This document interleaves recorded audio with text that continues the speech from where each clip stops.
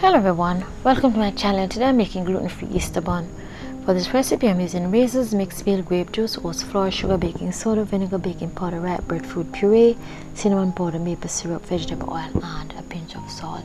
In a bowl I'm placing the oats flour, cinnamon powder, baking soda and baking powder. I'm using a whisk to combine those thoroughly.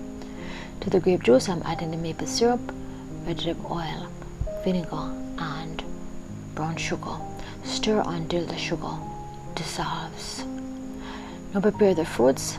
Place 2 teaspoons of the flour mixture over the fruits, then mix that and coat them lightly so that they do not sink. Now it's time to add the wet ingredients to the dry ingredients. Add the wet ingredients gradually and make sure that it's stirred in very well. Once that's done, then it's time to add the breadfruit puree. Stir that in with the rest of the ingredients, then add the fruits. Mix in well. Add the browning. Only 1 teaspoon of browning is needed.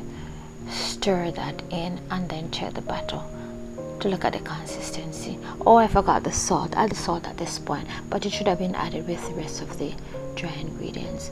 The batter looks fairly good. Then pour into 2 8-inch loaf pans that have been greased and floured.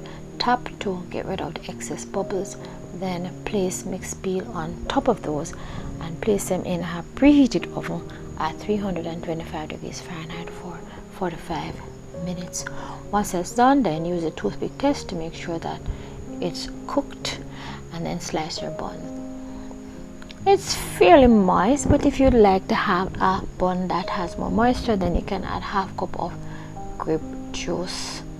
It's a gluten-free bun and therefore you can have that with your gluten-free cheese and avocado pear.